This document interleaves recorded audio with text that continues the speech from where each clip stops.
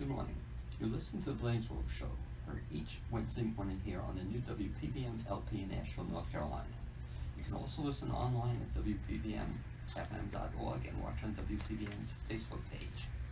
I'm your host, Blaine Greenfield, and each week we focus on the Asheville theater scene as well as on positive news and information about people and organizations in the Asheville area. And to that end, it's my pleasure to introduce my first two guests, and they are Jason Scholder and Randy Robbins. Welcome aboard, guys. Hey. Hey. Okay. That's really powerful greeting. Good morning. That's better. And you can also say, by the way, you can also wave to all your fans in Facebook land. So you're on. I'm I'm sorry. We have the same mother. It's so hi to my mother. That's great. It's our mother. Anyway, I should mention that these two guys, it's going to be like this for the next half hour. But these two guys are comedians of note, and Jason has his own comedy firm, Marquee Comedy, and Jason Scholder. I love his introduction. I want to have you give one, Randy, as well. But Jason Scholder is a pathologically unemployable Asheville-based comedian with an 11-year-old daughter and a short attention span. Sounds like me. Or who has the shortest attention span? You or your daughter? I do, yeah. He's won a lot of rags in his time and is ready to try some riches. His dedication to self-expression has led him to the arts. He was a painter, woodworking. He owned and operated a high-end custom cabinet and furniture shop in LA for 10 years, filmmaking, yoga, and now comedy. He's worked on himself and in spite of himself for nearly 30 years. His early dreams of working for the post office. Yes, that's the dream. Where he believes. Actually, the dream has shifted. I want to work for Trader Joe's now. Yeah, I'm over the post office. Who was it? Somebody just said, a famous actor just said he wanted to work for Trader Joe's. That was me. Yeah, no. And he believes he could go home at the end of the day and forget about work until morning. And we'll put you on the spot, Randy. You should have him on your show. Exactly. But we'll put you on the spot, Randy. And since I don't have your bio in front of you, I'll give you 3.5 minutes here. You're for about bio? 3.5 minutes for right. bio? I can do that quicker than that. I'm Jason's assistant. That's the second worst job in the world. That's exactly right. And the worst job. That would be my job, working for the post office. So aside from being his assistant, what's your background, Randy? So I was a teacher in New York for 34 years. I taught special ed, mostly emotionally disturbed children, which is why I get along so well with you guys. Took up comedy about 20 years ago. I took a class. It bit me in the right place, and I've been trying to do it ever since, having a good time with that. And besides a new emergence into acting, I've done small roles in musicals over the last couple of years. I teach at UNC Asheville at OLLI, the College for Seniors. I teach film classes on my heroes, Sid Caesar, Mel Brooks, Woody Allen, Robin Williams, all of those guys. I just did Women in Comedy. And I also teach stand-up comedy for seniors. And if I may use some of my seconds to say that you, Blaine Greenfield, you were in my first class, and you taught me a very valued lesson. And that was? Well, you pointedly decided to ignore the rule that we were doing original comedy, and you came up and just did jokes. And I approached you and said, Blaine, it's great to have you here, but we're doing original material. And Blaine said to me, Randy, this is the College for Seniors, and at the College for Seniors, we do what we want. Now, I'm not going to say that you were totally successful in pulling off your material, but you did teach me to be flexible and recognize that people who are taking classes there are taking classes for their own enjoyment and not necessarily just mine. Well, it's funny you say that, Randy, because I know Jason was telling me off the air that you're going to also be teaching a comedy course. Yes. And it's a really cool course, talking about seniors. Jason, you're teaching your course to who? I'm teaching my course to middle school girls. And yeah, I'm going to my daughter's school, and they let me. They do different after school programs, and they invited me to teach a comedy show there, or a comedy class, which will culminate in the girls doing a comedy show. Now, same question, Randy had said, is that going to be original material, or will you let them use other I will people's not material? let them use other people's material. It has to be original. Attaboy. Yeah, I'm very strict on this. I'm not teaching a classroom to get up there and tell someone else's jokes. This is a chance for them to express themselves and to dig into what makes them tick, find out what they want to say, and find a way to make that thing funny. Okay, so that'll be quite a challenge, I think. I mean, we'll see. You know, I'm inspired by this kid who's on Facebook. There's some 14-year-old boy doing stand-up, and he's killing harder than almost any grown-up comedian I've ever seen. I mean, it's especially with the grown-ups, because, you know, we just love to watch kids be themselves, you know, and we know as their parents, and having been teenagers, like, we know what they're going through, and so to watch them harness that and make it funny and talk about their struggles with their parents and their lives that, you know, we know they're having, it's great.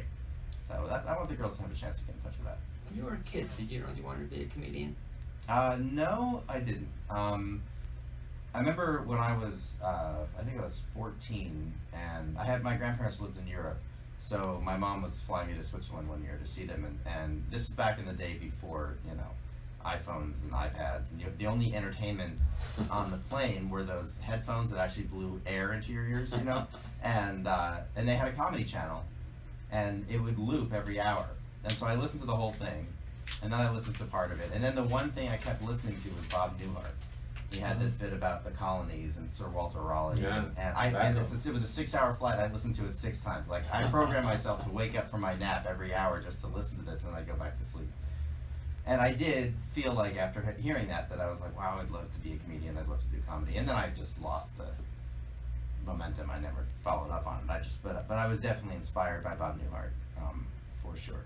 And so when did you start doing comedy? I started doing comedy a little over 4 years ago for my 46th birthday. It was a birthday present to myself.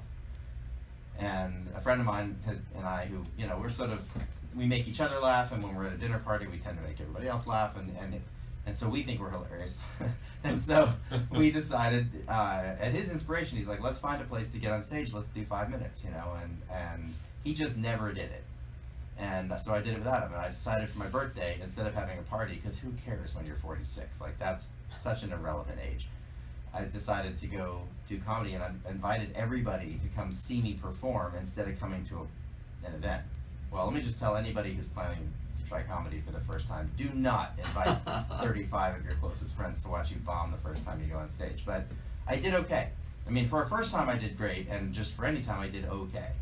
And I mean, I opened on a riff, which was a mistake. I opened very badly, and so I learned that lesson right away. Like, you got to be good before you open, just with something that you thought of while you were waiting. And but then I did my first joke, and it hit, and it didn't hit huge, but it hit, and I was like, wow, that feeling when you make a room full of strangers laugh for the first time. I mean, that first time, there's nothing like it. And you're basically chasing that laugh for the rest of your life.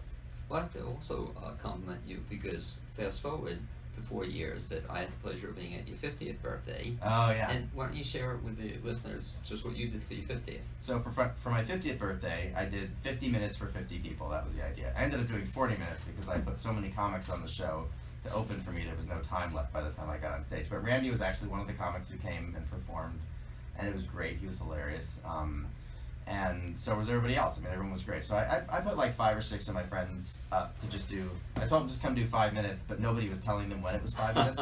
Like, comedians have a very bad sense of time. Indeed. And they want to be on stage as long as possible. So unless you really tell them it's time to get off, they generally don't.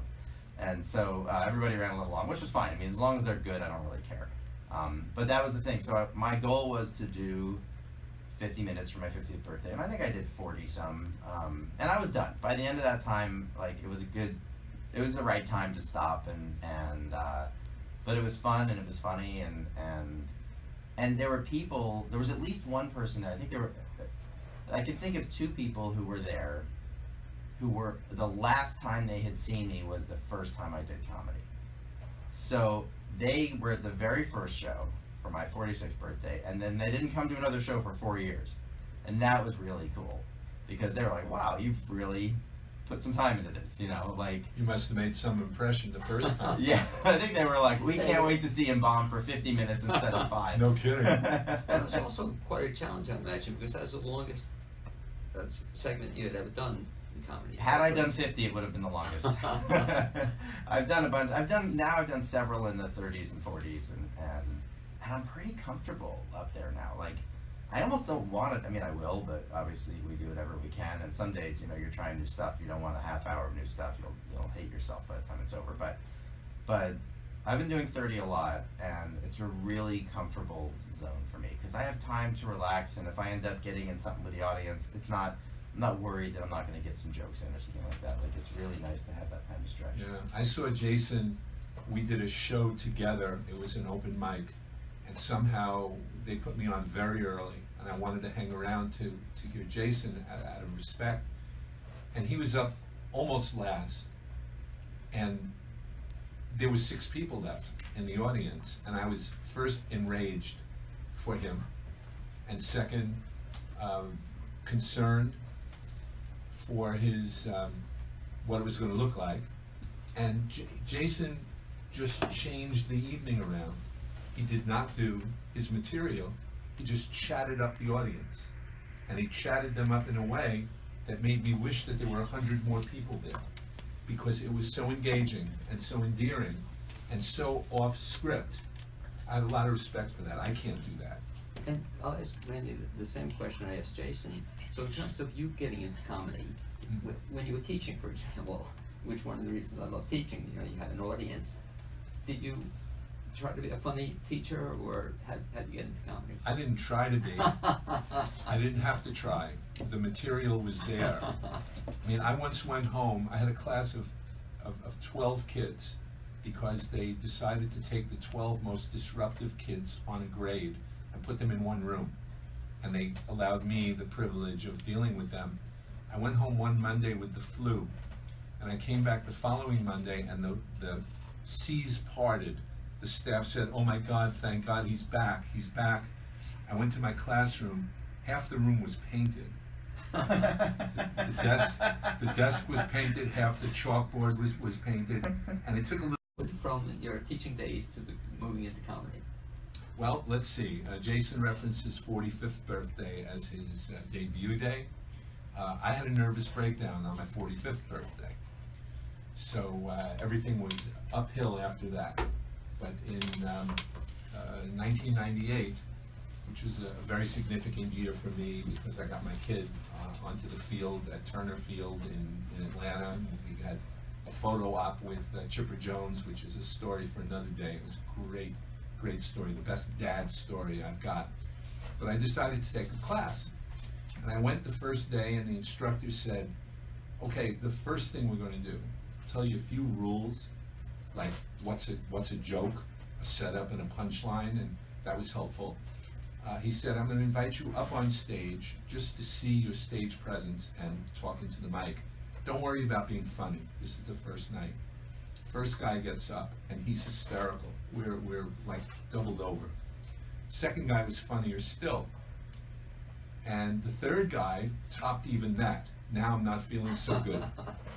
In fact, I'm feeling bad about this. The fourth guy had nothing funny to say, so I felt a little bit better. But by the time he called on me, I came up and I said, "Hi, I'm Randy Robbins. And those guys that were funny at the beginning, don't you just hate them?" And the response was dead silence. And what I wanted to do was drop the mic, ask for a refund, and go home. And it took 5-6 weeks before the instructor suggested a good joke for me, gave me an idea for my persona. He said, "It's clear you're Jewish and you complain a lot. So check out the comedy of Woody Allen." And I did. And I realized one thing for sure is that he's brilliant and I'm not. So I've been like a second or third rate Woody Allen kind of guy throughout my career, although I have great admiration for Bob Newhart as well. I love that Sir Walter Raleigh. Well, it's interesting anecdote. because with the Woody Allen, I think you once told me you were going to offer a course of his stuff, but then you chose not to. No, I did. Oh, you eventually I did? did. I Great. did a film class on Woody Allen, despite the fact that there was some controversy over whether or not his personal life would interfere with the interest of the class in hearing his stuff. The class went over wildly well. In subsequent years, when I did a class on black comedy in America, the class did not want to hear a thing about Bill Cosby. I said, but this is history, folks. I mean, he has some dynamic stuff, and I'm going to present it to you. You don't have to like it, but you know, today, in the way comedy has had to go with political correctness and stuff, it's a real challenge. I'm sure you have something. I mean, it's Jason. such an interesting time. My favorite person on this subject is Anthony Jeselnik. Anthony Jeselnik is one of my favorite comedians, and he exclusively talks about the things you're not supposed to talk about. And his attitude about, and so people call him out all the time, and his attitude about political correctness is he's like, bring it on, because it just means I have to be that much better. And his goal is that you laugh. He doesn't care if you hate him. He wants the jokes to be so good that you can't not laugh even if you hate him. He doesn't want you to hate him, but he wants the jokes to be good enough that they'd overcome that hate. And that kind of work ethic and that kind of attitude of, like, you know, it's the opposite of whining. He just rises to the occasion, and it's why he's one of the top comedians in the world, and he is the best comedian probably ever at the kind of comedy that he does. That's pretty phenomenal. It reminds me a little bit of another comedian, not my favorite, but Gilbert Gottfried. Mm-hmm. In the film, I don't know if you guys have seen it, hopefully you have The Aristocrats. Yeah, of course. You know, but one of the For great, sure. yeah, but a great film. So I'm watching it, Randy, and I'm loving it, and Cynthia's hating it. You know, and says it's the worst film. We almost broke up over it. She said, "How can you like this film?" But when you summarize it, you know, the idea behind the film, telling the worst joke of all time. Well, there's. It's not the worst joke. It's not a bad joke. It's a funny joke, actually. It's the most offensive joke. Yeah. It's a joke that's deliberately offensive, and comics are famous for telling it in order to try and out-offend each other. And Gilbert Gottfried has really an unbeatable 15-minute version of that joke, which you can listen to on his special. I think it's called Dirty Jokes, and I mean, it is endless, and it's funny. I mean, he takes it to such an extreme that he really kind of you just fall in line with the absurdity of it, and you stop being offended by it, because it passes the line of offensive-ness early, right? And then it just doesn't matter after that. Just after 9/11, Right. comedy shut down, especially in New York, for a period of weeks, and the first big public outing of comedy was a Friars Club roast for, of all people, Hugh Hefner. And Gilbert Gottfried got up and he said, I flew in from the coast. I wanted it to be a nonstop flight, but the plane was diverted to the Empire State Building. And the comics in the room called out, Gilbert, it's too soon. And he puts on that grin and he says, too soon, eh? And then launches into his Aristocrats joke. And he had them crying on the floor from laughter. Hey, So I and have again, a lot of respect. Just a recommendation, if anybody wants to see kind of a different film, catch that if you can. But it's not the Aristocats, it's the Aristocrats. Make sure you don't make that mistake. You're like, this isn't offensive. It's a little boring. You're talking about the history of comedy. Let me get your reaction, both of you. If you've watched Mrs. Maisel, do you watch it? I haven't watched season 3, so no spoilers, please. Exactly. What's your reaction to it? Well, my reaction, the first season was phenomenal. Fabulous. The second season, I still like it because I'm interested in her story, but the actors drove me nuts. I really felt like the second season they were playing caricatures of who they developed themselves to be in the first season, and that bothers me when I see actors do that. And the plot things, Yeah. the mother going to France to find herself, Right. and all of this. It got good again when Mrs. Maisel got caught by her father at one of the Catskill places Right. doing comedy, and that's where the season ended. And I also haven't looked at at the third season yet, but I will binge watch it. Yeah, me too. But it's funny because I've never seen Lenny Bruce, so I don't know if that's a good imitation of Lenny. I've heard him, but you know, it's just kind of fun to watch some of the history of comedy. And Agreed. see some of the names that Absolutely, yeah. at Greenwich Village. I guess same thing to Randy. That was even probably just a little before your time. It was before my time. My brother had grown up in that era. Yes. But like, did you ever go into Greenwich Village for comedians? I did not, and when I read the history of the people who used to hang out there, I read Carly Simon, Mama Cass, and Joan Rivers were a trio of people who used to haunt the varying places where Joan Rivers began her career, and probably Carly Simon and Cass Elliot too, in their genre, because the village clubs were open for music, poetry, and certainly comedy. So that was a very rich time in New York and in the comedy world, and I was too young. Fortunately, I think because of Jason, in large part, comedy is still alive and well, certainly in this area. And segues, Jason, some of the things I think you're doing, which are just amazing with marquee comedy. And I think I want to talk about two things you do. One, and I know Randy's appeared at some of your shows. You have was it a monthly show or a fairly regular show? Talk about that. I have multiple monthly shows, and they kind of move around. Right now, my two shows are at the Mills River Brewery in Arden, near the airport, and soon to be moving to a new venue, actually in Mills River. And then I have a place at Guidon Brewing Company in Hendersonville. And it's all breweries these days. The breweries are the people with the money and with the venue and with the audience. And so we're doing a lot of brewery shows. And those are two really great venues. The Mills River show is a really intimate show. It's really small. Maybe if there's 30 people, the room is packed. And then there's usually 30 people at some point during the show. And there's no stage. So I light up the middle of the room, and the comics perform right there in the audience. And some comics will just find a spot and they'll just perch themselves there because they just can't handle this idea of moving around or being surrounded by the audience. And it's very unconventional, and you're dividing the audience arguably with yourself. But the goal is to work the audience, you know. And then the other show at Guidon Brewing, and Randy's played both of these venues. Guidon Brewing there's not a real stage, but there is a spot.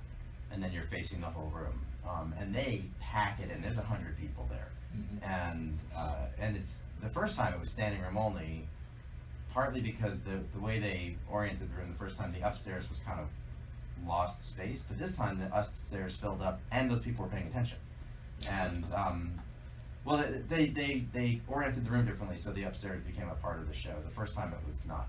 Anyway, it's great, and both venues are amazing and really different, you know. But I have a stable of comics that I work with, and they're not just from Asheville. I bring people in from Charlotte and Greenville and Greensboro and Atlanta. I mean, I like to bring in some locals and some people from other cities on the same shows, so the comics can meet each other, and also to give the audiences fresh comedy. Because otherwise, you know, there's 30 or 40 comics in Asheville, and I will tell you the talent pool here is amazingly strong, and I go to a lot of places and see a lot of sort of open mic and, you know, early level comedy, and I feel like our scene is very strong and deep. But you know, it's still the same 30 or 40 people showing up on every show. There's a lot of people producing shows now, so I try to bring in people from other cities so that it really mixes it up. You said you have a stable. You're not referring to their mental state. No, none of them are stable. Yeah. Okay. I didn't want to be. I have a stable of unstable comics. Yeah. I can relate. Randy, when you do that too, I guess it's a challenge for you and any comedian that when you play a place a second or third time, you have to constantly be looking for new material, or are you always working on new stuff? I'm not the strongest guy on new material. What I'm working on these days is taking material. Jason has helped me with one particular joke that killed at the Guidon show last time, and now it's going to be my opener. In fact, this Sunday at his Not Quite Kosher Comedy Night is what it's called. Yeah. I intend to open with that, and I'm sure Jason would love to advertise it a little bit more right here. Just as compliment to you, Randy, one of the things I love about comedy is that unlike some people, I don't mind hearing a joke a second time or a third time or a 17th time, whereas, you know, some people get you know, I don't know how you guys feel, but I'll never stop at somebody telling a joke. You know, I always want to hear how they tell it, see if they tell it differently, a different punchline, or haven't heard it in a long time. But some other people, like my mother, would get very offended if my father would tell a joke a second time. You know, she said, I heard it, Bernie, you know, 73 times, you don't have to keep telling it. Yet every time I hear you, I get a kick out of what I'm hearing. Well, Randy might be a better joke teller than Bernie was. Yeah, that could be. That could be part of it. Your grandmother might have been complaining about the quality of the jokes, not the quantity. People get tired of my material too, I have to admit. Well, But it's only one person. The rest of us love That's it. true. But are you working for do you work to come up with new material? I'm always looking, always thinking. I just don't have the technique yet to do that. And well, I'm only 72, so This time. I've got plenty of time. Well, you just wrote a new joke that we were working on last week, a couple weeks ago. It's true. Yeah, and it's good. Well, not yet.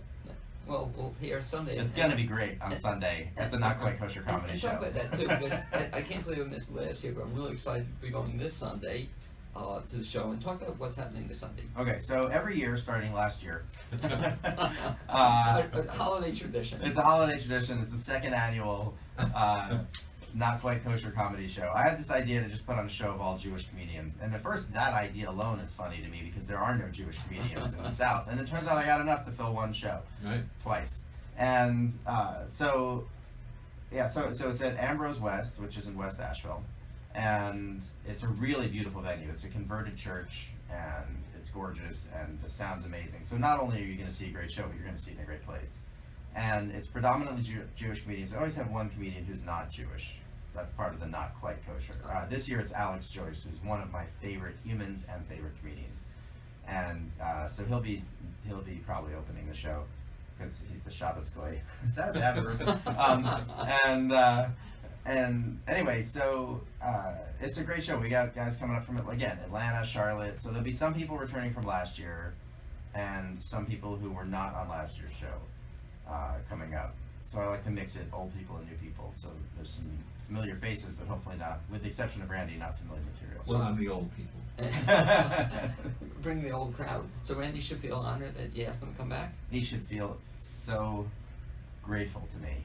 I mean, he really knows me for this. Considering my outrage last year when I found out I wasn't on the show, I went to Hardlocks, the Jewish festival, street festival, and someone was passing out cards advertising the show, and I saw my name wasn't on it, and I was outraged until I realized I didn't know Jason, he didn't know me, he had never heard of me.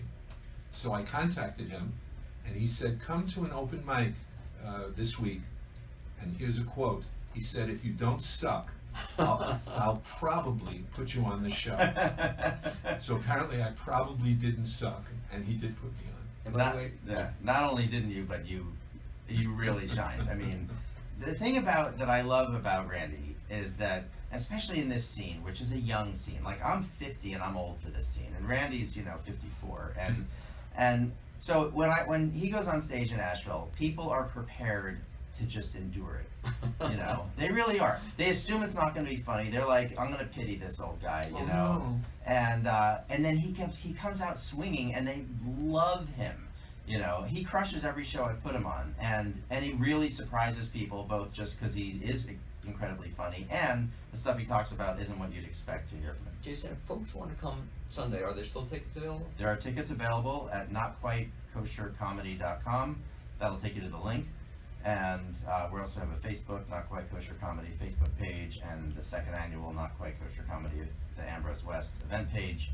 And you can get tickets. I think tickets are still on sale. They're a little more at the door. Right now they're $15 for general admission and $20 for VIP. So VIP, you get the first 3 rows. And then we also are sponsored by Green Garden. I should have their name better. But anyway, it's a friend of mine's hemp company, a local hemp company. And so they actually came up to me and asked if they could sponsor the show. They were there last year. They wanted to see it happen again. So they will be offering their products in the lobby. And we have a killer Not Quite Kosher Comedy t-shirt for sale this year. So that's very exciting. Yeah. And you're going to have a good time if you come. Look forward to seeing you this Sunday night at Ambrose West at 6 p.m. Doors open at 5. And I'd like to thank you both for being my guests on the first half hour of the Blaine's World show, and I'll see you Sunday night. Thanks for having us. So thanks, guys. Pleasure. And as they work their way out, I should mention that the support for this show and WPVM is underwritten by the Grail Movie House, Asheville's alternative cinema. The Grail Movie House is an independent, locally owned, three-screen cinema located in downtown Asheville. For current features, visit the Grail website at grailmoviehouse.com or the Grail's social media page. Now I'd like to recognize a couple of upcoming shows in the Asheville area, and they should be a lot of fun to see. One is called the Santaland Diaries. And I've seen that before. It's a really kind of cool show. It's when an out-of-work slacker takes a job as an elf in May, see Santaland. His hilarious observations of the shoppers and employees are much more naughty than nice. This one-man show can only be described as one way, crazy funny. It's the 18th year in a row for the show at ACT. And it's going to be at 35 Below, December 11th to the 15th. And tickets are available at ashevilletheater.org, theatre.org. In addition, on Saturday night, this coming Saturday night, from 8 to 10, you can see one of my favorites, Peggy Ratu's at the Purple Onion. And Peggy is a well-established presence in the Asheville music scene. She does blues, jazz, souls, R&B. She's really an amazing performer. And for information about that, you can go to www.purpleonionsaluda.com. And that should be a fun show to see. It's a perfect way to talk about my second guest, because he's quite an amazing person to see and hear, as you'll see about in just a second. And he is Eric Finch, founder of, how do you pronounce it? Commensa Coffee Club. And in a second we'll talk about Commensa Coffee Club. But Eric, you can wave to all your fans and friends on Facebook, and they're all watching you here. And Eric, you kind of have an interesting background that as a kid, when you grew up, where did you grow up? I grew up in Ann Arbor, Michigan. Okay, when I have you come a little bit closer to the mic, Sure. that'd be great.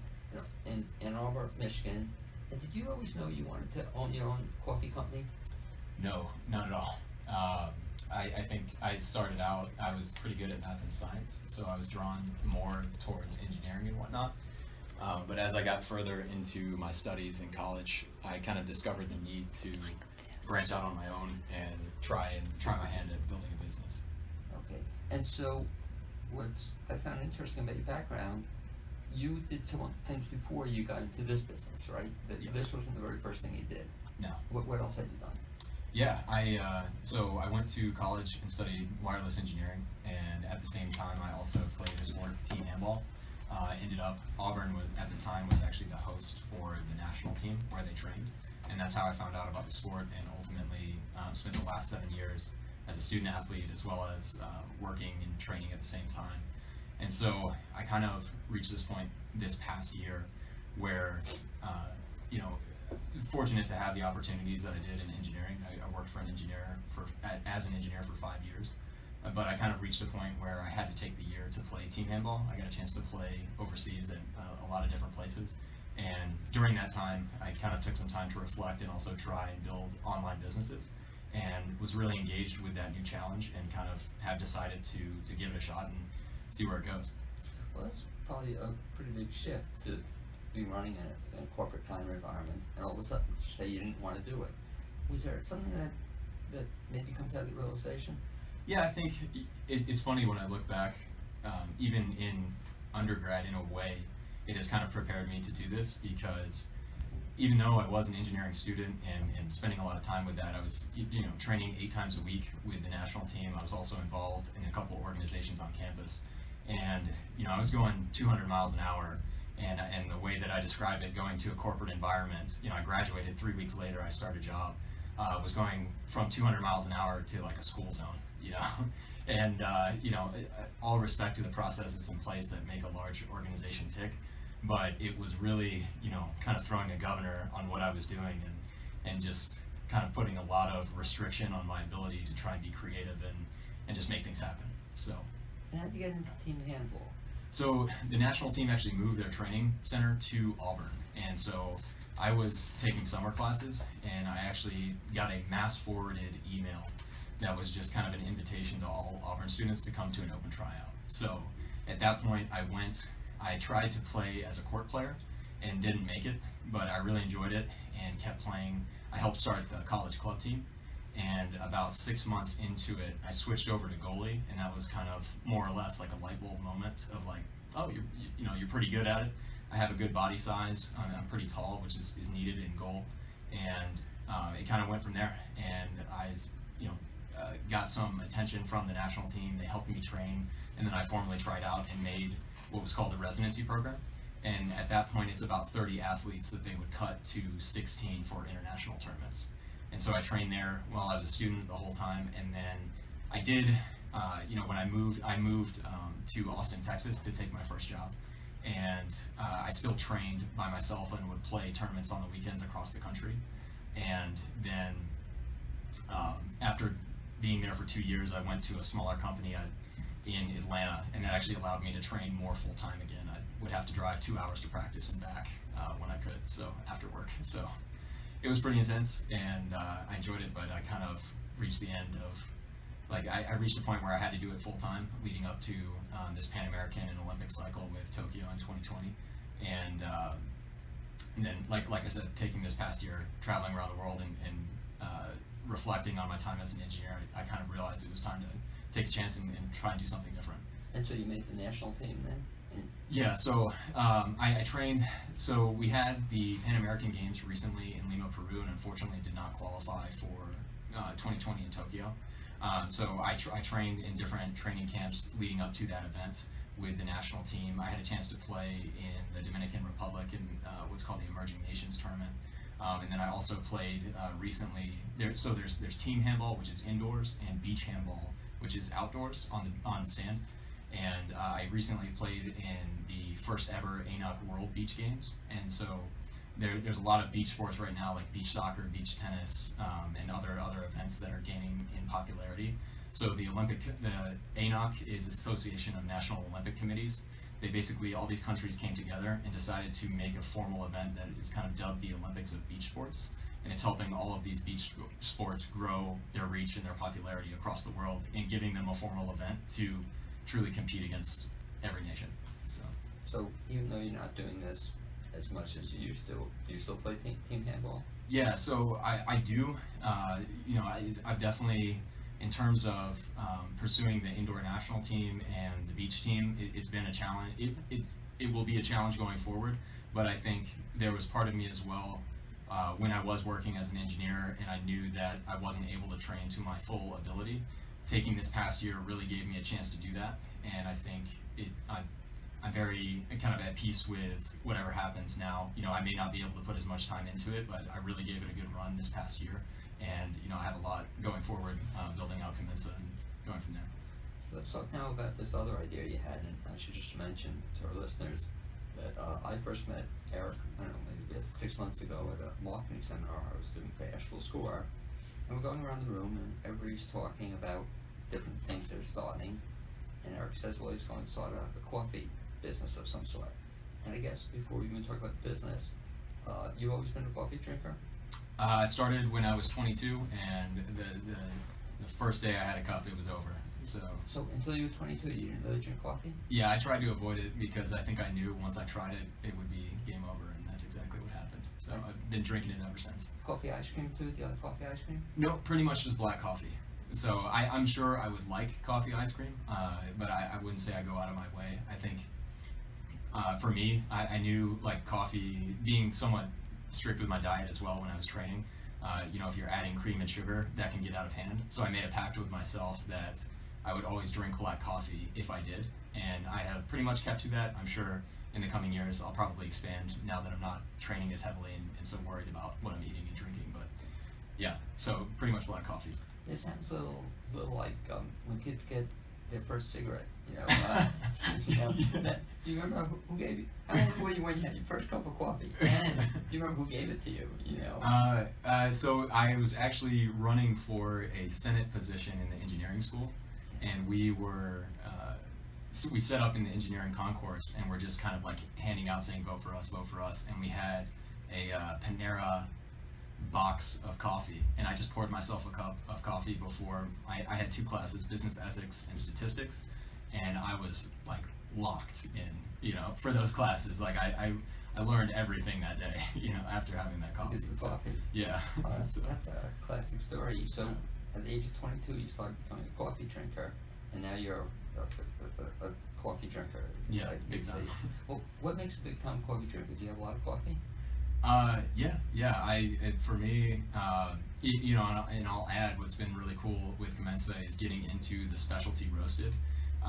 For you know, I would say 22 to 3 or 4 years after, really until recently, I was drinking pretty standard K-cups, Folgers, and whatnot.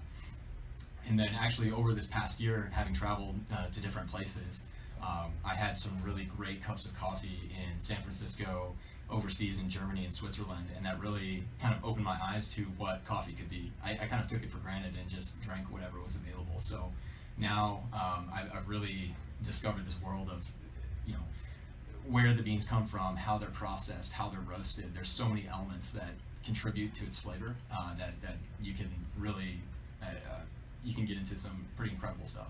Well, I never realized it, but I guess it's analogous to drinking wine or something. You know, that there are coffee tasters, I guess, or Very much, yeah. I consider it really similar to craft beer, and I think a great analogy as well, and wine, certainly wine as well. But you know, 20 to 30 years ago, most people would have a beer and, oh, that's pretty good light beer. Oh, that's pretty good dark beer. And now people have a beer and they're like, well, I don't know, this IPA was a little too hoppy for me. The IBU was a little heavy. I don't know, the content too, you know. And they can say that without even thinking about it. And I think the same thing is really about to happen with coffee. From the production side, you're seeing a ton of roasters pop up throughout the United States, and I think very soon consumers will follow, and to everyone's benefit, by the way, they'll be getting better coffee. But soon, instead of saying, oh, that's pretty good medium roast or a pretty good dark roast, you're going to have people say, oh man, that's a really great bean from Kenya. You know, I love natural processed beans, and like, God, they really did a great job, you know, roasting this and all of that. So, yeah. You can tell the difference. Oh yeah. So I know you're not a coffee drinker, so I brought some cold brew. We'll but- talk about that a little bit in terms of one of the cool things about Eric. So we're taking this course 6 months ago, and everybody's going around the room, and all of a sudden I see Eric has a mini French press. French press. Really impressed me, and I said, "Would you like a cup of coffee?" I said, "What do you mean a cup of coffee?" And sure enough, he made it and gave out to everybody in the class. And that was a really impressive demonstration, you know, I have to say. And so I think you've done something similar here today. Yeah. And so tell me what you did, and then we'll talk about the demonstration. Sure. Another big coffee trend you've seen over the last decade is cold brew, so our iced coffee, and it's really simple to make. So what I did, actually made this yesterday, and at least for me, I like a lot of caffeine and heavy. I do too, yeah. Yeah, and so this will be great, but you know, you can mess around with the ratio a little bit, but all it is 1 part beans and then 4 parts water. So I did a cup of beans and then 4 cups of water, and you let it sit in a refrigerator overnight, and it really pulls out all of the caffeine because it's sitting with the water for 12 hours, and then you filter it out, and it's cold brew. Well, it's interesting too, because coffee, I think years ago, kind of had a bad rap, but it's changed. You know, it used to be that you shouldn't drink coffee, and now all of a sudden it's okay to drink coffee. You know, Yeah. It's kind of a change. But talk a little bit about the caffeine factor. How does that come into play? There's definitely tons of opinions on it. I would say my unofficial rule is I generally am about 3 cups spaced out throughout the day, maybe 4. I wouldn't take it over that, is how I'll leave it. I know some people who have gotten into the 6 to 8 range, and at that point, you know, it can like induce anxiety and frustration and mood swings. So, I definitely, from my experience, I loved having a cup of coffee like before games. That was a great way for me, or even before exercise. But yeah, I definitely reaped the benefits. What's your feeling about decaffeinated coffee? I tend not to like it.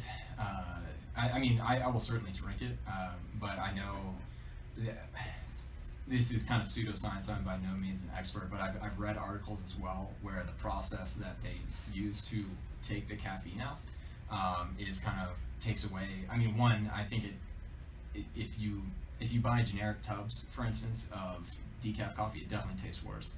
I think if there's actual roasters that are putting attention to it, it can taste pretty good. But Yeah, I've seen similar to coffee in terms of it's good or bad for you and how that's flipped. I've seen articles where, you know, they say the process where you take the caffeine out of the bean adds like a slight chemical trace. The process uses like unnatural chemicals to the bean. Not like it's gonna, you know, take you out or like kill you instantly if you drink it, but I just tend to avoid it, you know. So you can tell the difference? Taste wise, I've had recently. I did have some great decaf from one of our roasting partners, and that was really good. But like I said, that was the first time I had it where it was from a micro or from an actual coffee roaster, as opposed to not to implicate Folgers by any means, but the big tub of like Folgers decaf. So We'll talk a little bit about this, but as you talk about it, could you just quickly grab Amy and see if we can get her participate in this taste test? You want to take off the headset. And what we're going to do here is do something. Here she is. We're going to do a little tasting of this now cold. So you call it? yeah, it's cold brew coffee or iced coffee. What about Erica? My mom used to. She used to love iced coffee, but she put a lot of ice cubes in it, and then she put half an hour. She put all sorts of cream in it and sugar. This is just drinking it straight. It's up to you. I brought sugar and cream as well if you'd like it. So and we can definitely do that. Well, let me ask you, as a coffee drinker, if you're a true coffee drinker, you should drink it straight. You know, in my opinion, if you're sourcing some really great beans, if you got a great roaster, I think people, and I think what in general, the United States does not realize how flavorful coffee can be. Like, I mean, I've had some coffee from our roasting partners that, you know, borders on tea almost. I mean, or is just incredibly rich and sweet. And the average person that drinks coffee in the U.S. just doesn't know that because they've never been exposed to it. What's really cool about having you on today, as Eric's setting up this coffee tasting process, is you're really into this. I'm really impressed. You know that you can talk coffee for quite a while. Is that correct? Yeah. Yeah, I really enjoy that. And we brought in a special guest taster today, and you can see her. She is Amy Prisnage. She's my producer. And thank you for coming on board, Amy, to participate in this experiment. Absolutely. I get to taste. Now, you're a coffee drinker, is that Yes. correct? Mm-hmm. Okay. And do you drink coffee straight, or do you drink it with some cream in or sugar? I like a tad of sugar and a tad of cream, but I've never had cold coffee. I usually No, drink okay. hot. Have you ever had iced coffee? No. Okay. So I guess we should try it before you wait. Should you try it before you? Why don't you do Okay, that? try Why it, don't you yeah. try a swig of this? We have to. Like, this is like whiskey. Do you drink it straight down? Or? Cheers. Okay, cheers. Yeah. This is so cool. I'll just say yes because I want to see what happens when you chug a cup of coffee. How it impacts your performance. Could you? Yeah.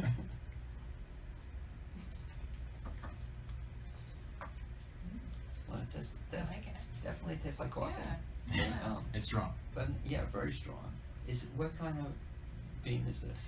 So I actually used a bean from a roaster that's not actually part of Comenza. So I'll We won't mention them. yeah.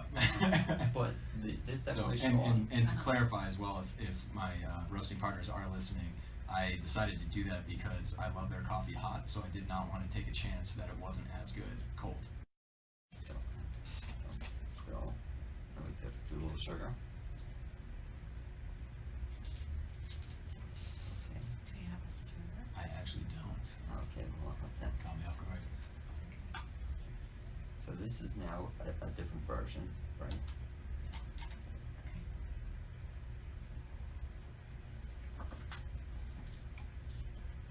I definitely taste the difference, or Yeah. it's not as strong. Yeah. I do actually notice the taste beforehand without the cream and sugar. I like that. Yeah. The taste. Yeah, I can taste more of the flavors. Now, when you make a cold brew, you were telling me before. So how do you make it? What's it? Really simple. For me, it's just I like higher caffeine content, so I'll do 1 cup of beans, grind it up, and then 4 cups of water, and you just let that sit in. For me, a mason jar is 5 cups, so it's perfect size. Let it sit overnight, and then filter out the beans. So if you have just a coffee maker at home, use one of the filters, pour it in there, and just let all the coffee drain back into a jar, and you're good to go. So you make this, you let it sit for 12 hours, or how long does Yeah, it it sits in 12 hours in the fridge, and then you filter it out, and it's good for about a week or 2. Oh, it is Oh. good for a week. drinker too. So fast forward this then to the fact, so you've been involved with this company now, Comensa, and you started this. When did you start? So our website launched about 2.5 to 3 weeks ago. I've kind of been working with local partners now. We've got South Slope Roasters, we've got cooperative coffee roasters, and independent bean roasters. And sorry, I should specify, South Slope Coffee is their official name, not South Slope Roasters. And yeah, so I've kind of been working with them. I guess if we take a step back, my teammate and I, he's now in law school, but over the past year we were both traveling and trying to play with the national team as much as we could at various camps and tournaments. And we kind of, are you familiar by any chance with Bulletproof Coffee? No. Okay, there's a former guy from Silicon Valley that made a coffee, and it's a special mix that is supposed to improve your cognitive function. And we kind of thought about doing something similar to see if there's a way you could enhance coffee for like a pre-workout. Because like I said, I had a cup or two, every day when I was playing a game or training, just to get ready and kind of help the body warm up. And so we looked into that, and I started to look into what it would take to roast coffee myself. And so Asheville's about 450 to 500,000 people. How many coffee roasters do you think there would be here? 3. There's almost 30. 30. Okay. And so that kind of, I was amazed. I had no idea there were that many. And in addition, some of them don't even have cafes that they're able to sell their coffee in. So it's very difficult for them to reach the average consumer, even in the town where they're located. So that kind of spawned the idea of creating this club that can deliver the freshly roasted beans under 48 hours to their home.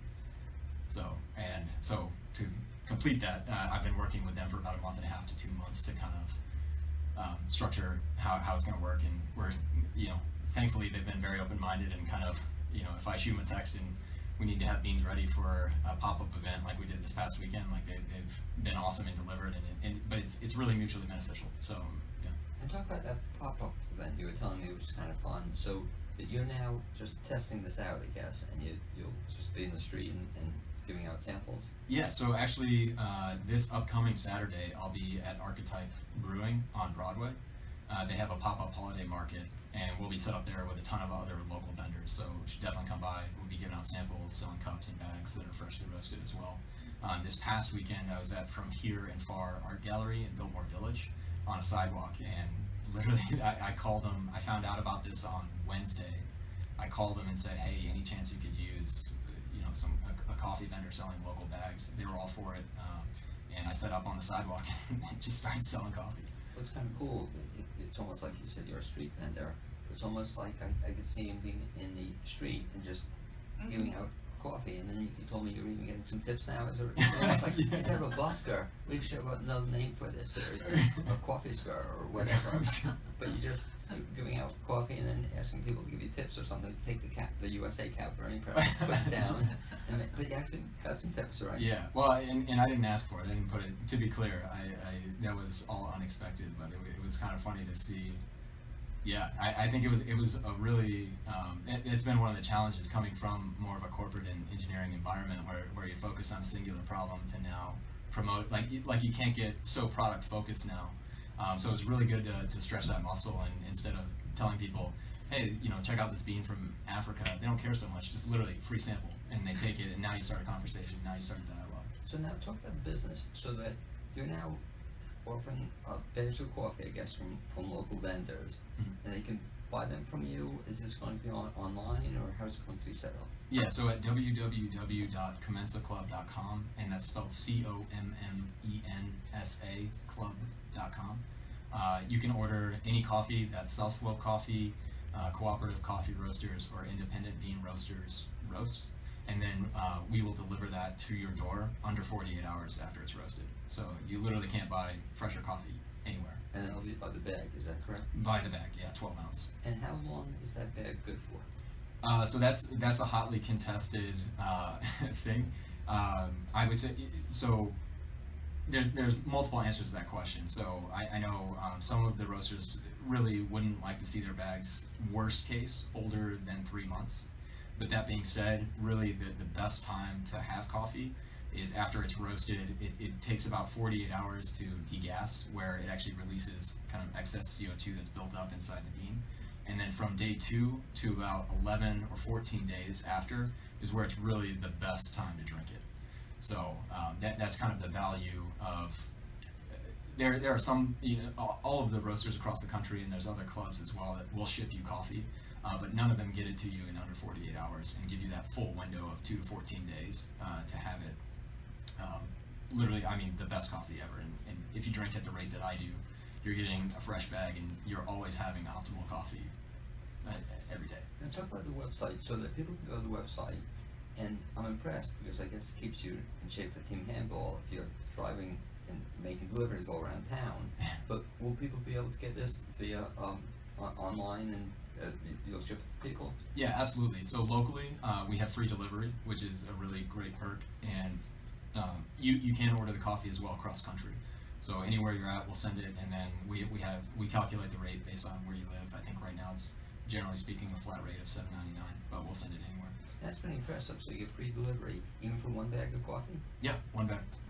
And then, like I said as well, we've set up options to where if you're a daily drinker and you also want to, whether you find a roaster that you like or you want to keep trying things from all of the roasters in our club, we've set it up to where you can get a weekly delivery, a bi-weekly delivery, or a monthly delivery as well. Do you have some people becoming regular delivery folks? Yeah, we're just building it out. So we're starting to, the online orders are trickling in, and then I think the more that what I found really quickly as well is getting to these pop-up events is great. It really helps me just explain the brand to people. There's so many people who just aren't even aware of it yet. I think that's the beauty of what you do, just to listen to this guy talk about coffee. I mean, you're kind of a real coffee guy. But at the pop-up events, you can actually buy the coffee as well? Absolutely. Yeah, we'll have freshly roasted bags, and I'll also be making samples in cups as well. Did you ever think when you were a kid you'd be an entrepreneur selling coffee?